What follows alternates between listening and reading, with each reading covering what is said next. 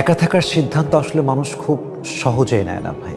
আসলে এই পৃথিবীতে nobody wants to survive alone. এই পৃথিবীতে আসলে একা কেউ থাকতে চায় না, পৃথিবীতে একা কেউ বাঁচতে চায় না, সবাই সঙ্গী চায়। কিন্তু মানুষ যখন দেখে যে আমার সবচেয়ে কাছের মানুষ, আমার সবচেয়ে আপন মানুষ, আমার সবচেয়ে প্রিয় মানুষটা হচ্ছে মিথ্যাবাদী, প্রতারক, বেঈমান, তখন মানুষ আসলে এটা চিন্তা করতে বাধ্য হয় যে ঝুটে ইনসান কে সাথ জিনে সে বেহতর তো ইয়ে হে কে মে আকেলা হি মর যাও।